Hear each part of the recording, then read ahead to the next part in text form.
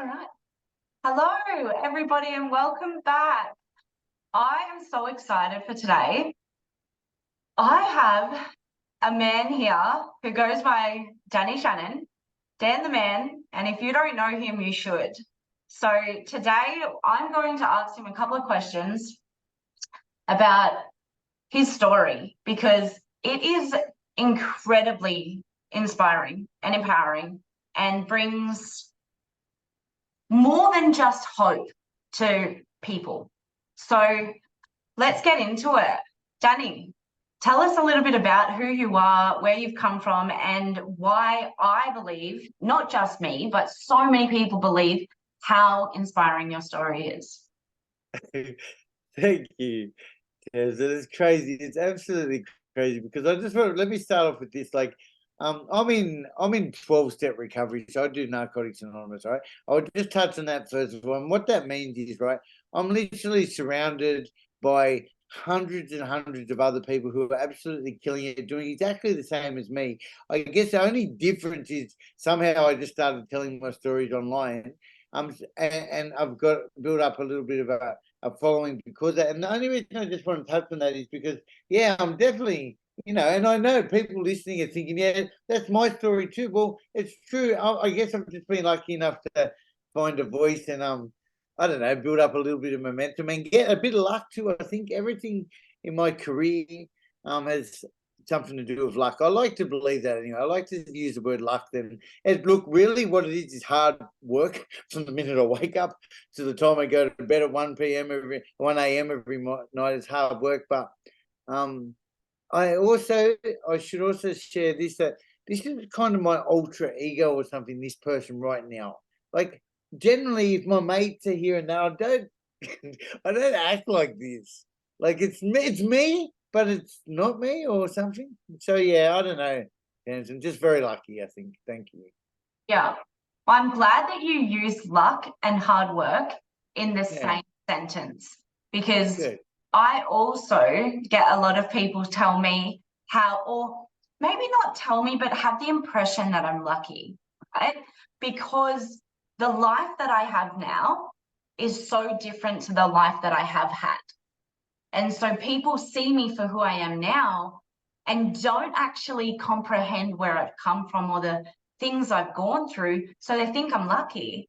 But it took a lot of Yeah, fucking hard work to get yeah. where I am, to be perceived as lucky.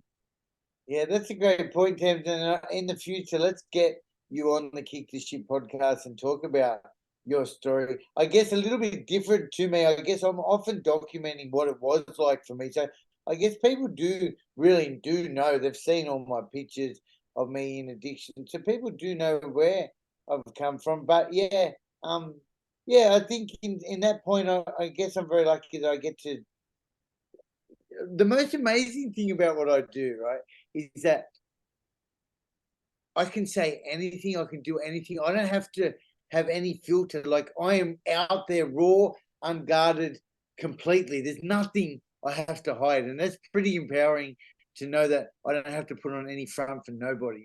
If I walk into a big business meeting with CEOs and all that stuff, I can still rock in there in a just a not even a collared shirt and that I can just say I'm a heroin addict. I just don't use anymore. I can because that's what my business is. So it's really empowering. That's probably the biggest gift that not many people get is I can be myself in all aspects of my life, Maybe not at my daughter's school. Maybe not there. I won't. Although a lot of the mums there know me and follow me on Facebook anyway. So funny enough. But yeah, but I don't that's the only time I put on a responsible dad look. Yeah. And do you know what?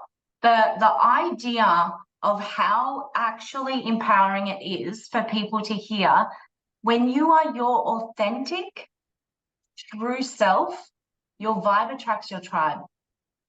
Yeah.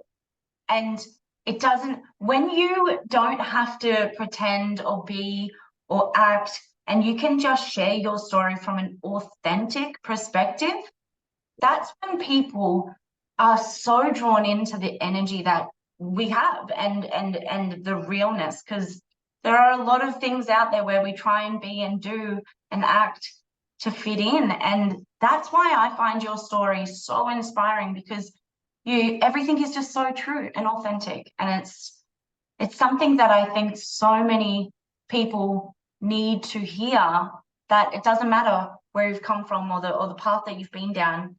If you know in your heart that you are being true to you, people will feel that. Yeah, thank you. Yeah, again, I think that's part of the luck part that I've found that, but I guess it is what it is, and yeah, you're right. It's a nice place to be, you know, which is probably why I enjoy doing everything I do so much. Yeah, yeah. Yeah. I just love it. I would love to just quickly touch on you for anyone that's watching that might not know who you are. I will chuck your links and every other way for people to get in touch with you in the description. But for anyone that doesn't know you, you mentioned that you were a heroin addict, and if you don't mind touching on some of the stories that came with that, for how long, and how your life was affected at that time. Sure, of course, Tam. Just so you know, you can ask absolutely anything. Like we've already said, there's nothing that I can't talk about. But that's right. Look, I picked up drugs at the age of 14. It started off with pot, alcohol, and cream bulbs. So my first introduction to drugs and alcohol was in Bundaberg. I was on this outdoor roller skating ring. I met some older kids, and I got drunk, stoned, and I also was sucking on this thing called nitric oxide. It's like a butane gas, which I know people call it. They call it nangs and stuff. Toxic, poisonous shit, right? Anyway, I got smashed on those three substances at the age of 14, and I kind of come to from being sort of, I think, like unconscious and vomiting like a big night, and there was just all these bodies laying around on this outdoor roller skating ring, just other kids who had trashed broken glass. And I remember thinking, wow, that was mad. Let's do it again. And that was my introduction to drugs and alcohol. Maybe a normal kid, maybe wouldn't have sort of had that same effect, but for me, it was just like, let's go. You know, like what's next? And that's kind of where it started. You know, over the next 6 months, a lot of shit happened in my family home. My mum and dad split up. My mum moved back to Sydney. I've skipped part of the story, but mum and dad moved up to Bundaberg for one last hurrah. They tried to work things out, but basically for me and my sister.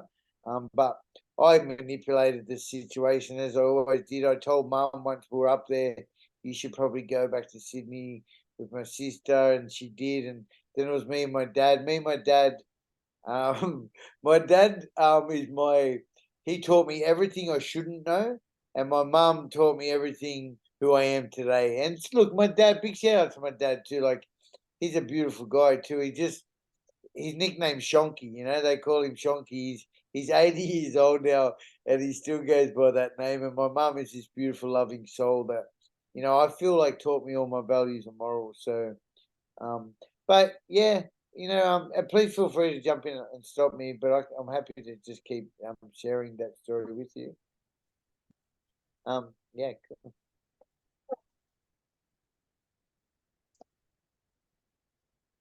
And I lived in that lifestyle for 17 years. Yeah, that's right. So, yeah, by the time I was 15 and 15 and a half, I started using heroin. Previous to that, I started picking up every other substance known to man. You know, like it started off with pot and alcohol, but it quickly became LSD, magic mushroom, speed, um, and cocaine, pretty much everything. But then I picked up heroin um, at about, well, just before my 16th birthday. And if up until that point I was kind of, I wouldn't say it was recreational because I was pretty serious about it, but once I picked up heroin, my life changed forever. Like that was the day I found what I say what I was looking for. I don't know if I was ever looking for anything. I had a pretty good childhood, you know, but you don't have to have had a shit childhood to love drugs, and that was my experience. You know, I don't know what it was like. You could say I was left as a young kid to sort of fend for myself at some points.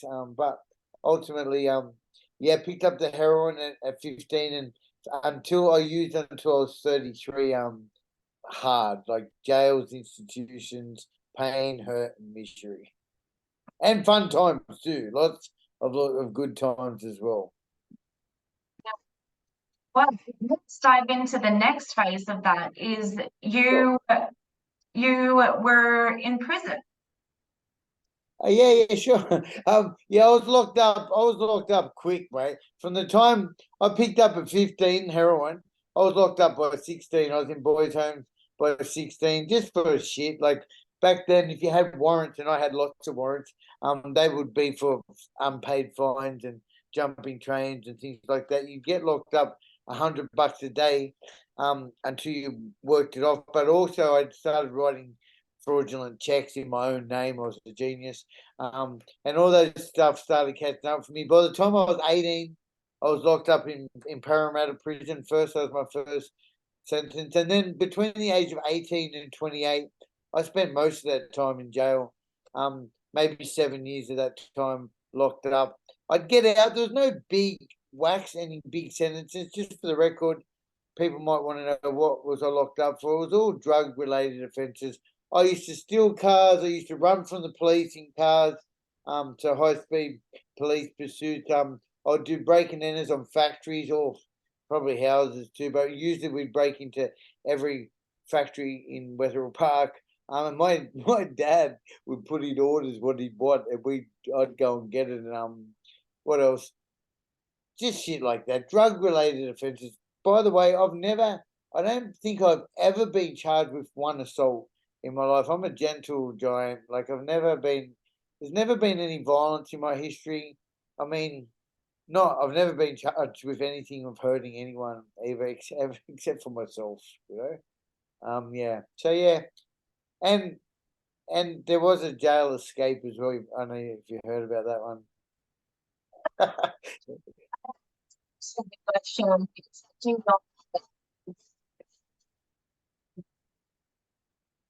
Yes, sorry, Tamsin, I couldn't hear that. I wonder what it is. Can you hear me now? Yeah, I can, yeah. I said, I have heard of your jailbreak story, and I think that it is absolutely something that I would love for you to share here too. Of course, so on the 6th of February, I always try and tell a little bit different because I've told it many times. The 6th of February 2001, it was Michelle's birthday. That's my son's mum. She was carrying my unborn son at the time. I'd just been locked up for 6 months about. And it was the 6th of February, it was her birthday. I'd spent lots of time in that jail before, and I'd spotted this weakness when I say a weakness in the security defence, there was one part of the jail where the barrel, because they're 24-foot barrel fence, they're 24-foot fences, and they've got this big barrel, so it's impossible to get up on the fence. But there's this one spot in the jail where the barrel met another barrel, so I was leaning the other way, and it just so happened that I was involved in this group on a Wednesday evening in the visiting area where so anyway, I rang up Michelle that day and I said to her, listen, she had a big bundle of my money on the outside too. I'd had some cash stashed with her, and I said to her, listen, if I could come home today, I said, would that be okay? It was like I wanted her permission, you know? And sure, she said, yeah, yeah, yeah. I'm sure she thought, yeah, you're tripping, Danny. And I made sure she had some of my money. And yeah, the plan had started. I literally managed to scale that fence on the inside of the jail. I got up on top of the fence, and so I was still in the inside of the jail. It was very high up. I was quite agile back then. I was only young. I think I was 25. And I started creeping along the fence towards freedom, and I got busted up there by one of the officers doing a perimeter search, where I then proceeded to have to run, and I skipped through razor wire, cutting my leg up to pieces. I've launched off the top of that fence. I broke my arm, was black and blue from my shoulder to my wrist. Ran down Holker Street towards Parramatta River, shark infested river. By this time, water police had been called. Polair, the police helicopter, had been called. Also, the Metropolitan Enforcement Unit, which is the jail squad, which look after the outside of the jail in case someone escapes or there's drama in the jail. They were on their way. And so I've got coppers, squad, water police, helicopter, all after me. I dive in Parramatta River. It's quite a length to the other side. I'm bleeding. I'm thinking about the sharks because they've always said there's a lot of sharks in that river. I don't know how true it is. And I swam for freedom. On the other side of that river, I was in mud up to my neck. So water police were just like 20 meters away from me. Polair was above. I had big foliage of bushes above me, so they couldn't see me. I'm black because I'm covered in mud. Crawling my way through these mangroves for a couple of 100 meters, and basically, long story short, I managed to get away. No one could find me, and I got caught on Valentine's Day, 7 days later, 8 days later, and with my partner who was done for harbouring. And I always say, what a romantic story it was of getting caught on Valentine's Day. So, yeah, that was a long story short, but that's kind of how it went down, Tamsin.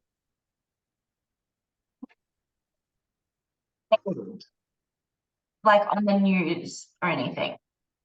Oh yeah, it was all over the newspapers. News, is that what you said? Sorry, I Yeah. didn't hear. But for some reason, when you come back in to talk, just for the first 10 seconds, I don't hear it. So I don't know what it is. But when you leaned in before, oh, but what was the question again? Was this aired? You know, I don't remember seeing this on TV. I personally don't like watch TV, but was this Yeah. aired on news? Like, No, not so much. I don't think it was on the news. There might have been a short report. Like I don't know. I was on the run, yeah, but I do know it was on in all the major major newspapers back then. Funny story. I don't think I've ever shared this story, but back then, after I got pensioned, like later down the track, a year or two later, I had all the newspaper clippings, and I made them up into this stupid what do they call it? Like a when you have all collage all over this piece of border. It was front page clippings. I've got some of the clippings still. And anyway, it was in my house. I was living in this squat, and we got raided by police one day, and they found that, and yeah, they really give me I really copped it because of that day. It was like because I don't know, they were just dickheads, but they bashed me that day because of that, and that's why they ripped it up in front of me too. And I never. It was a shame because I never. I, it's hard to get your hands on newspapers from a day from years ago, you know. So, but yeah, I was in all the newspapers and shit.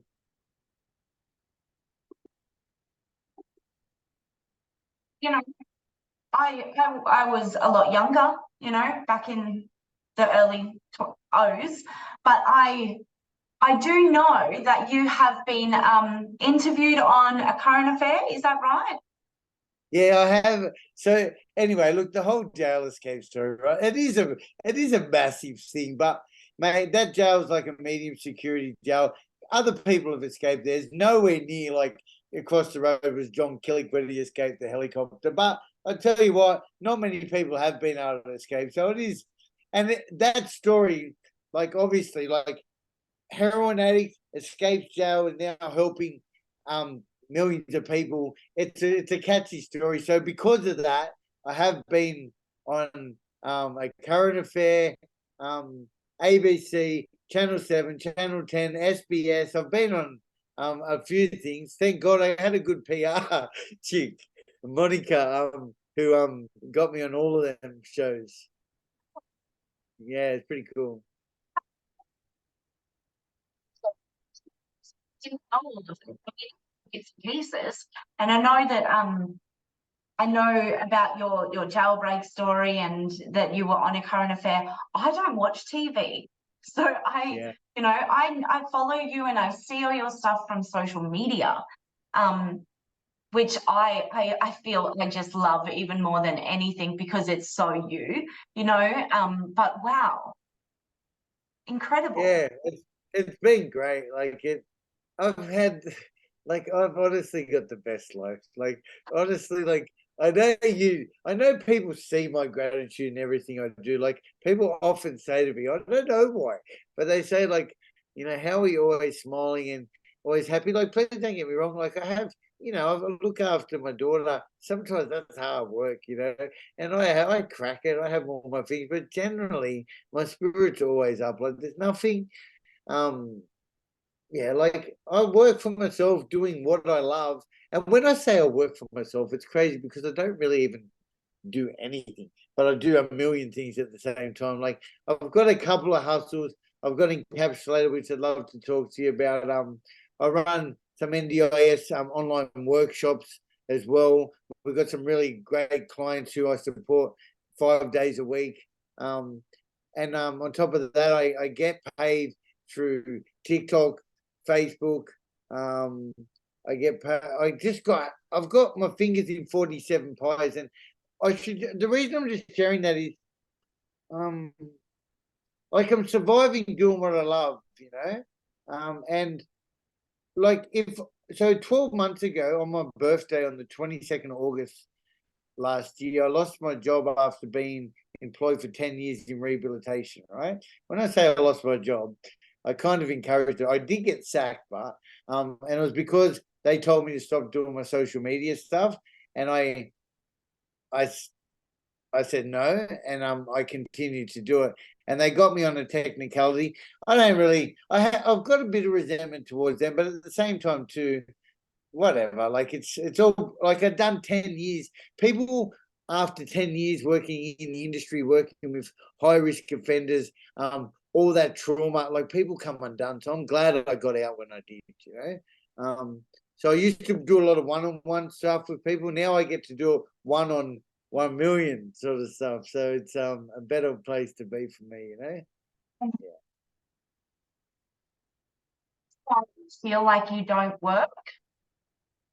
Yeah, Feel like you don't work is because you'd never work another day in your life when you love what you do. Yeah, it really is. It really is like that. Sometimes I feel like the thing is, like if I'm really getting burned out, I literally can just stop. I can go get a massage. I can go to the pool. Like, and look, my daughter. See, the thing is, but like everything you do in some ways is a task or it's hard work, but then it's easy as well. So, but yeah, that I feel like that's really true too. But I suppose it's the same with me, I get to wake up every day with knowing that I'm helping other people because I'm fulfilling my purpose. Yeah, what do you do, Kevin, if you don't mind me? Can you, I mean, I know you're the collectiveness coach, isn't it? Tell me, would you mind if I just ask you a question? What does that look like for you? Yeah. So initially I started my business as just a psychic doing channeled readings for people throughout the world utilizing the technology era. That very quickly moved into Akashic record readings, which is quantum energy field, past, present, and future timelines. Then I got taken into the mediumship world where I was very quickly had a lot of spirits on this earthly bound plane connecting with me, which was, at that time I was like scared. I was still in the fear mindset of like, can we not? Like, I don't want this, like, ghost, no. Like, I can astro travel and lucid dream and, get in the quantum fields, but I don't want spirits hanging around me. But I moved through that fear and I faced it. And so I do readings for people. That's my primary thing. However, this year in my business has exploded and expanded so much that it just before May, so from January to May, I did already over 500 readings. Wow. So I was chock-a-block. And although it's a purpose and a passion, and I love delivering these messages to people, I couldn't keep up. And it takes a lot of my energy. So I had no no energy for my family, and I have 2 kids, and I needed a redirection. So I started to implement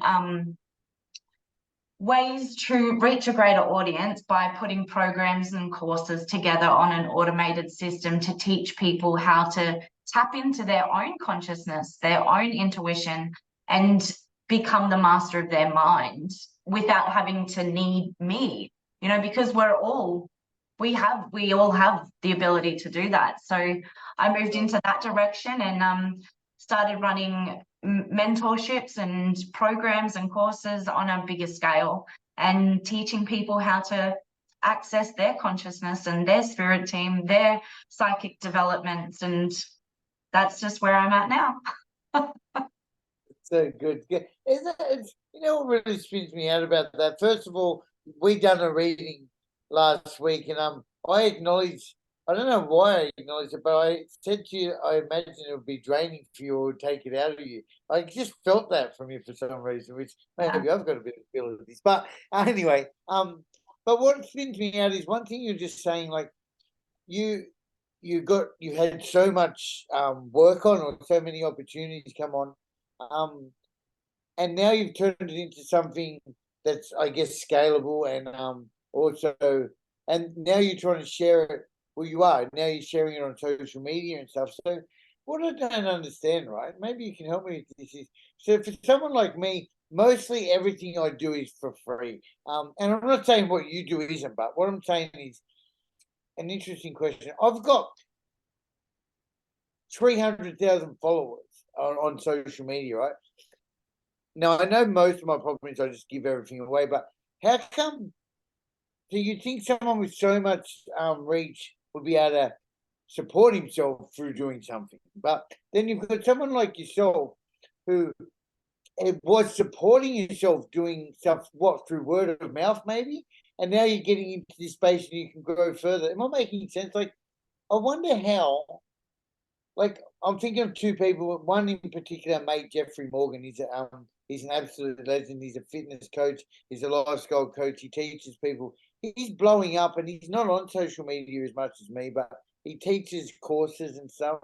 Yeah, I don't know if I know where I'm going with that. I just realized I admire what you've been able to do, I guess is what I'm saying.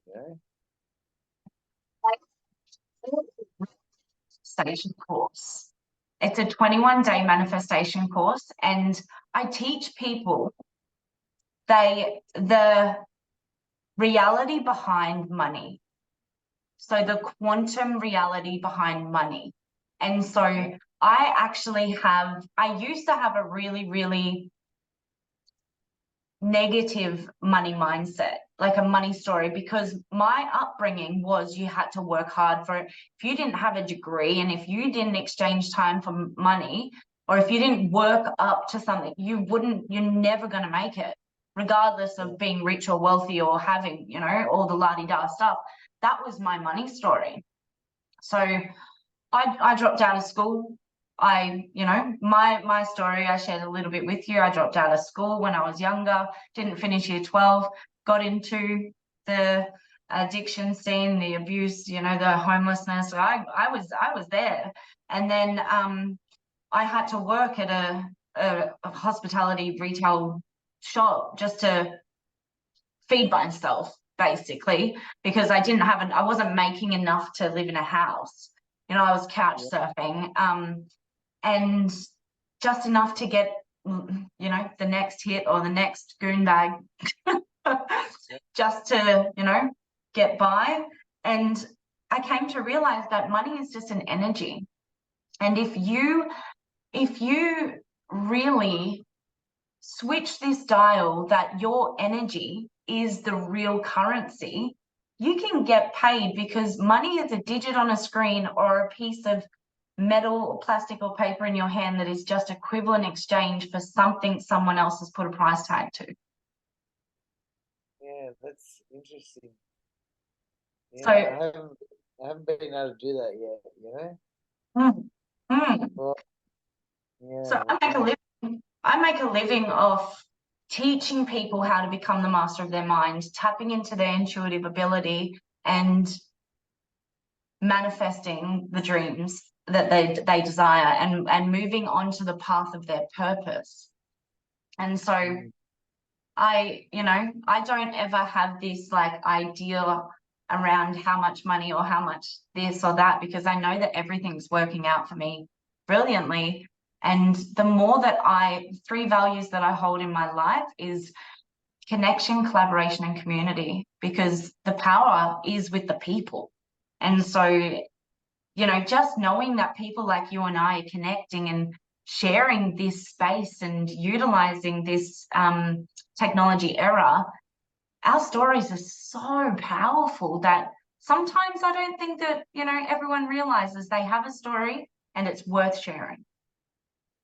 Yeah, I agree. And that's like we've Kick the Shit podcast. That's my podcast.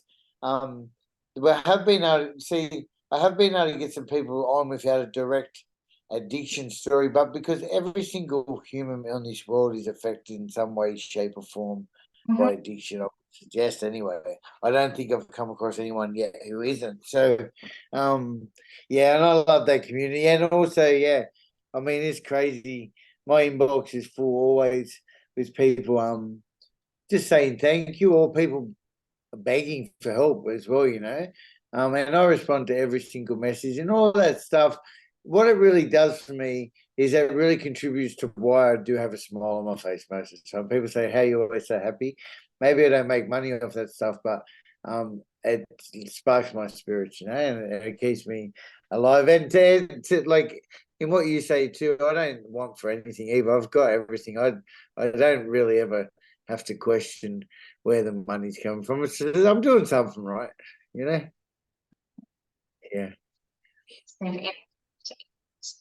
I that's all that matters, right? Is knowing that what we're doing is worth it. And I mean, I would love you spoke a little bit before about your business and what you do, and I would love for you to share. Let's say there's someone out there that is watching this that is really connected to you and wants your assistance, your help, and wants to maybe work with you. What is it that you can provide, or how is it that they could do that? Yeah, Tamsin, so there's so many different things, but let's talk about encapsulator, right? So encapsulator, my biggest passion, everything I do in my life, it all comes down to encapsulator. It's that name up here on the screen, up in the top corner there. So that's my tech startup. It's a platform where you record videos to your future self. You respond to on-screen questions, which will help guide the user on their own individual mental health and wellness journey. Originally, it started off as a time capsule where I was sitting at my desk at work. I just celebrated a milestone. I was full of gratitude. I was really happy, and I thought to myself, I was sitting on the opposite side of the desk where I was once a client as well, and I remember thinking to myself, far out. I wonder what I was like back then when I got clean, when I entered those doors. What was I thinking?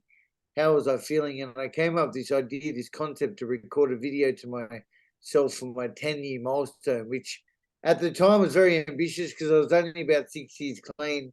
And that we talk about it being a daily program, and you've only got it for today. And here I am sending a message to my future self for my 10-year milestone. But I did a little bit of research on some questions that you could answer when talking to your future self.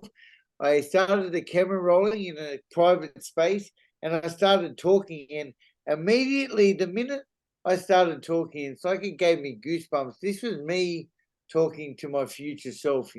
Some things came up for me. Like, first of all, I hope I'm okay. I hope I'm still alive, because I've lost so many people already at that stage, dead to drug related stuff, also people taking their lives. And also I thought about my son at the time, and I thought, I hope I've got a good relationship with him. I thought about my mom, my dad, and I got quite emotional. Like, this is thinking into the future. I don't know what life's going to look like in 10 years, but what I also noticed was it was really empowering. It was such a beautiful thing to be talking about. I shared some of my hopes, my dreams, my future aspirations, my goals.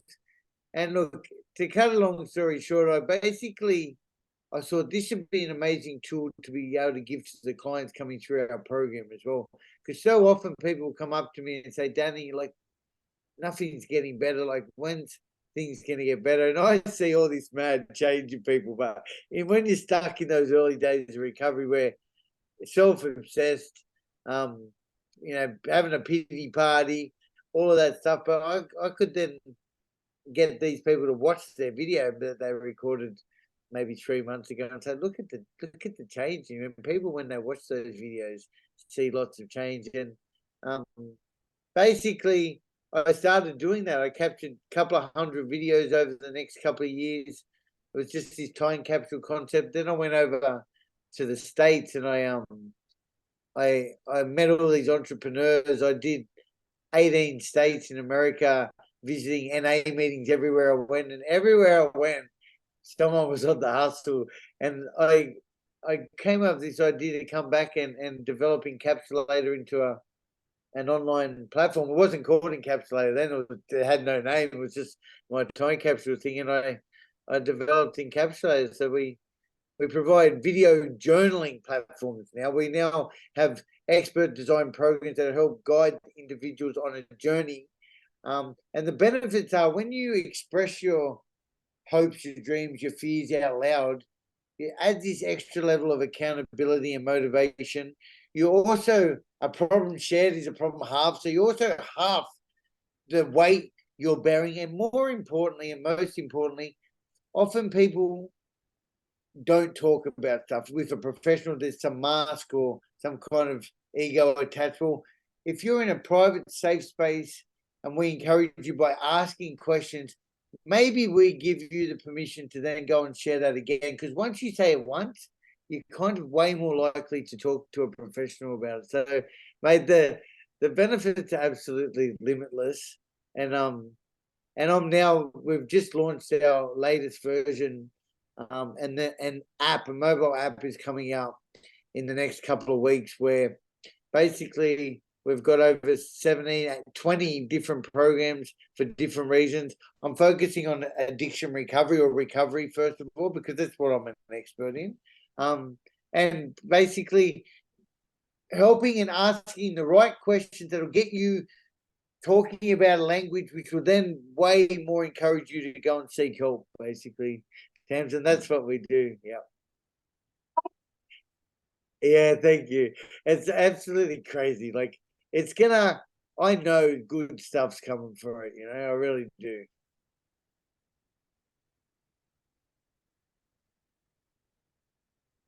Just it blows my mind.